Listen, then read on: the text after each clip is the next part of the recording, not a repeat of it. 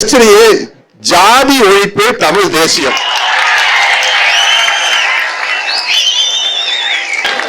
ஜாதியை வச்சுட்டு தமிழ் தேசியம் எப்படி சாத்தியமாகும்? ஆணவ கொலை எப்படி நடக்குது? ஜப்பான்ல இருந்து வந்து விட்டுறா, ஜப்பான்காரன் விட்டுறானா, சைனாக்காரன் வந்து விட்டுறானா, ஒரு தமிழன் தான் இன்னொரு தமிழனை வெட்டுறான். அப்ப ஜாதி ஒழியாம எப்படி தமிழ் தேசியம் வளரும்? அதனால ஜாதி ஒழிப்பு தமிழ் தேசியம், அதுதான் முக்கியமான கொள்கை. வெளியில வந்து சனாதனத்தை ஒழிப்போம், அதுக்கு தாண்டா உங்களை ஒழிக்க போராடுறோம். சனாதனத்தை ஒழிப்போம், அதுக்கு என்ன செய்யலாம்? உங்களை ஒழிக்கணும்டா, உங்களை ஒழிக்கணும். நாங்க கொடுத்தது நாடு என்னது, இடம் என்னது, பார்த்து கொடுக்க வேண்டியது நானு. நீ யாரு? முதல்ல who are you? நீ யாரு? 3 விழுக்காடு 4 விழுக்காடு அல்ல, மொத்த விழுக்காடு என்னது? நீ நின்ன இடம் இருந்த இடமே என் மக்கள் போட்ட பிச்சை பிச்சை. நாங்கள் தான் இஸ்லாமிய மக்களுக்கு கொடுத்தோம் இடஒதுக்கீடு, நாங்கள் தான் தாழ்த்தப்பட்ட மக்கள் கொடுத்த இடஒதுக்கீடு, நான் தான் ஒடுக்கப்பட்ட பிற்படுத்தப்பட்ட மக்கள் கொடுத்த இடஒதுக்கீடு. நீ இருந்த இடமே என் மக்கள் போட்ட பிச்சை என்பதை நீ கவனிச்சு. அதன் நோக்கம் என்ன? அதன் தேவை என்ன? எந்த சாதி எந்த குடிகளின் அடிப்படையிலே எனக்கு கல்வி, வேலை வாய்ப்பு, அரசியல் அதிகாரம் இவற்றில் வாய்ப்பு மறுக்கப்பட்டதோ அதே சாதியின் அடிப்படையில் இவையெல்லாம் வழங்கப்பட வேண்டும் என்பதற்காக கொண்டு வரப்பட்டதுதான் வகுப்பு வாரி பிரதிநிதித்துவம். பல முறை ஆனால் அம்பேத்கர் அவர்கள் இந்திய நாடாளுமன்றத்தில் பேசி தர்க்கம் செய்து கொண்டு வரப்பட்ட ஒன்று. பொருளாதார அடிப்படையில் பின்தங்கியவர், economically backward, socially backward, economically socially backward நாம். பொருளாதாரத்தில் பின்தங்கியவர்களுக்கான இடஒதுக்கீடு என்பார்கள். என் அன்பு தம்பி தங்கைகள், அறிவார்ந்த என் சொந்தங்கள் புரிந்து கொள்ள வேண்டும். பொருளாதார ஏற்றத்தாழ்வு என்பது மாறிக்கொள்ளக்கூடியது. இன்றைக்கு ஏழையாக இருக்கிற சீமான் நாளை பணக்காரனாகி விடலாம். அன்றாடங்காட்சியாக இருக்கிற ஒருவன் நாளை அம்பானி அதானி ஆகி விடலாம். இந்த பொருளாதார அளவுகோல் மாறிவிடும். ஆனால் சாதிய இழிவு ஏற்றத்தாழ்வு மாறுவதில்லை. இந்த தெருவிலே சீமான் நடக்கக்கூடாது, இந்த குளத்திலே குளிக்கக்கூடாது, இந்த கோயிலுக்குள் நுழையக்கூடாது, இவன் படிக்கக்கூடாது, இவன் இந்த வேலைக்கு போகக்கூடாது என்றெல்லாம் ஒடுக்குமுறை, அடக்குமுறை, தீண்டாமை, இழிவு இருந்ததெல்லாம் நான் ஏழை என்பதற்காக அல்ல, நான் இழி சாதி தாழ்ந்த மகன் என்பதற்காக, தீண்டத்தகாதவன் என்பதற்காக. இந்த நாட்டின் முதல் குடிமகனானார் ராம்நாத் கோவிந்த், ஒரு தாழ்த்தப்பட்ட மகன். இந்த நாட்டின் முதல் குடிமகளாக இருக்கிறாள் திரௌபதி முர்மு, பழங்குடி மகள். ஆனால் கோயிலுக்குள் சென்று அவர் இறையை வழிபட முடியவில்லை. மரத்து நிழலிலே யாகம் வளர்த்து குடும்பத்தோடு இருந்து அவர் சாமி கும்பிட்டு சென்றார். இதுதான் பிரசிடென்ட் ஆஃப் இந்தியாவின் நிலைமை, நாட்டின் முதல் குடிமகனின் நிலைமை. அதை விட உயரத்திற்கு எவரும் போக முடியாத, ஆனாலும் அவர் மீது சுமத்தப்பட்ட சாதிய இழிவு தீண்டாமை போகவில்லை. அப்ப பொருளாதார அளவுகோல் அல்ல ஏற்றத்தாழ்விற்கு காரணம்.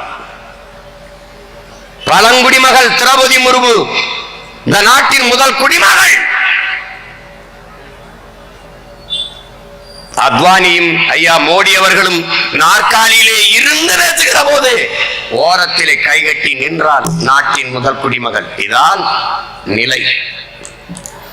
தலைவர்கள் எழுந்து பாரத மாதாக்கு ஜே முழக்கமிடுவார்கள், பாரத மாதா ஓரத்திலே நிற்கிறார். இதுதான். அறிவார்ந்த பெருமக்களே, ஏழை பணக்காரன் என்பதற்காக இந்த தீண்டாமை இழிவு வரவில்லை. தாழ்ந்த சாதி இழிமகன் பிறப்பின் அடிப்படையில் கற்பிக்கப்பட்ட பேதம், பாகுபாடு.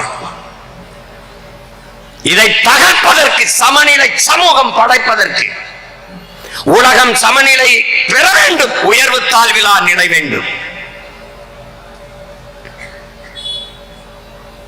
எல்லோரும் எல்லாமும் பெற வேண்டும், இங்கு இல்லாமை இல்லாத நிலை வேண்டும். இதுதான் நமது முன்னவர்கள் முன்வைத்த தத்துவ கோட்பாடுகள், கொண்டிருந்த நிலைப்பாடுகள். அதற்கு இருக்கிற ஒரே வாய்ப்பு குடிவாரி கணக்கெடுப்பு, அதற்கேற்ப கொடுப்பு. இதுதான் எல்லோருக்கும் உண்டானது எல்லோருக்கும் கிடைத்து விட்டால் நாட்டில் பிரச்சனை உருவாகுமா? அதான் கேள்வி. எனக்கு உண்டான கல்வி, அதற்குண்டான வேலை வாய்ப்பு, அதற்குண்டான ஊதியம் கிடைத்து விட்டால் நான் யாரோடு போட்டி போட போகிறேன்?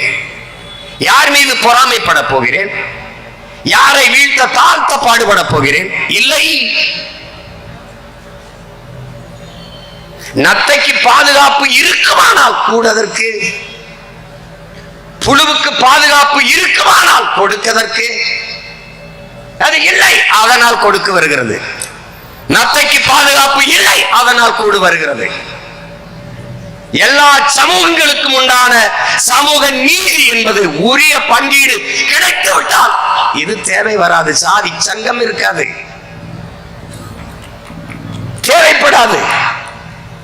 ஆனால் இங்கே முறை என்ன? இந்த திராவிட ஆட்சியாளர்கள் யார் என்ன எவ்வளவு தெரியாது. இந்த உனக்கு 3 நிலம் என்னது? வேளாண்மை செய்தவன் நான். காய்கறி என்னது? ஆனால் சந்தையிலே கூர்கட்டி விற்கிற வியாபாரி யார்?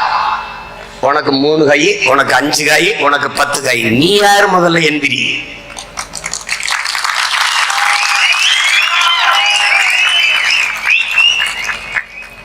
திராவிட ஆட்சியாளர்கள் தான், இவர்கள் ஒன்றுதான் இடஒதுக்கீடு தந்தார்கள்.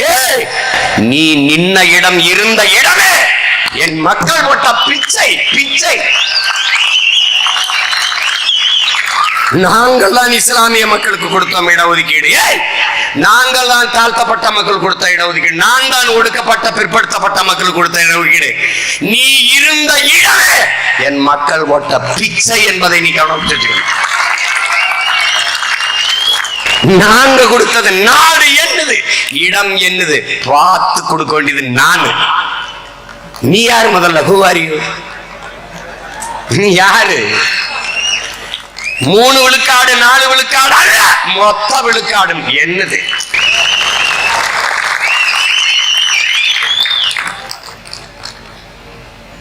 இங்க எண்ணீரு.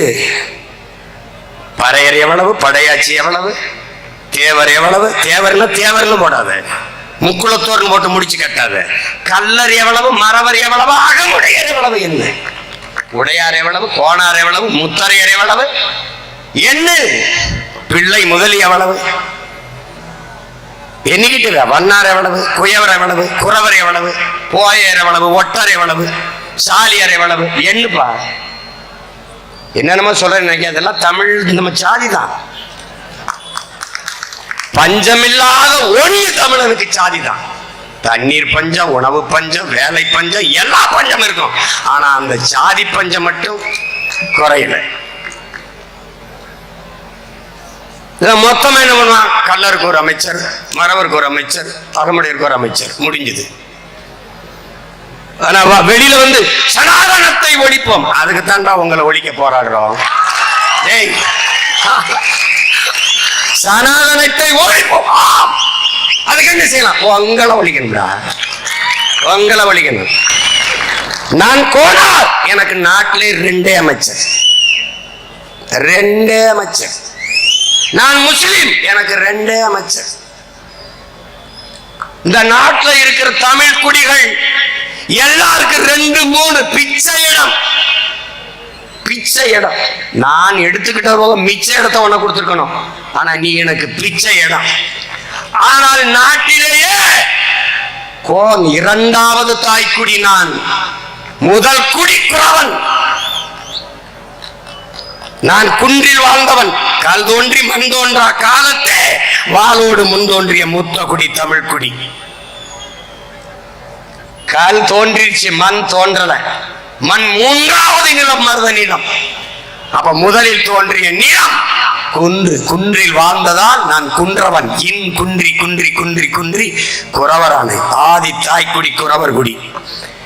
இங்கே இருக்கிற தமிழ் சொந்தங்களிடத்திலே, என் தம்பி தங்கைகளிடத்திலே கேட்கிறேன், மனச்சான்று படி, நெஞ்சிலே கை வச்சு சொல். இந்த நாட்டில் உன் ஆதி தாய்க்குடி குறவர் குடிக்கு ஒரு இடம் வார்டு கவுன்சிலரா இருக்கானடா, ஒரு சட்டமன்ற உறுப்பினர் பாராளுமன்ற உறுப்பினரா இருக்கானடா, உன்னால் நம்ப முடியாதா?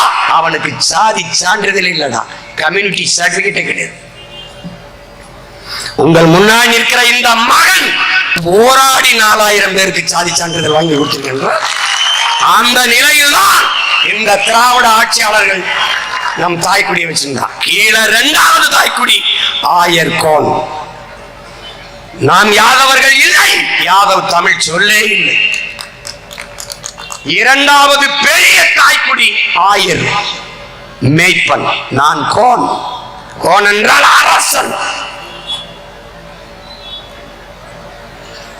பரப்புயர நீர் உயரும், நீர் உயர நெல் உயரும், நெல் உயர குடி உயரும், குடி உயர கோல் உயரும், கோல் உயர கோன் உயர்வான். அந்த கோன், இந்த கோன்.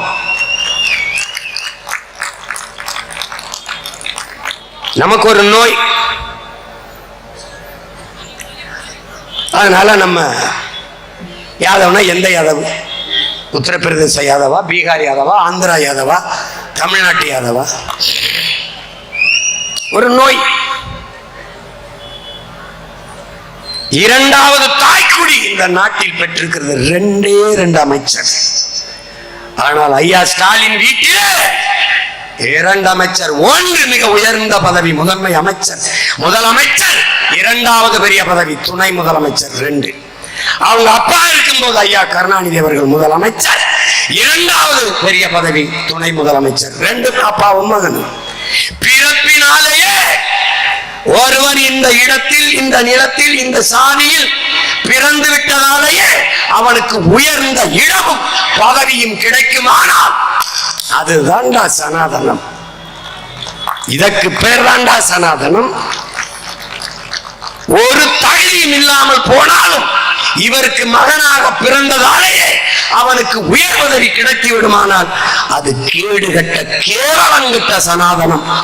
அதை ஒழிக்கத்தான் சாதி வாரி கணக்கெடு.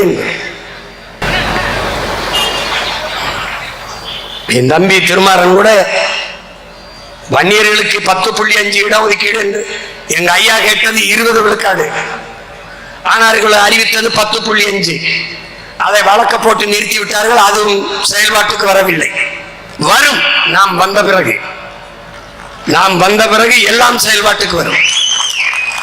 அவர் கேட்பது 20 10.5 அல்ல, சாதி வாரி கணக்கெடு. எடுத்து வன்னியரை எண்ணு. ஐயா அவ்வளவு வரலையா? 10.5 இல்லையா?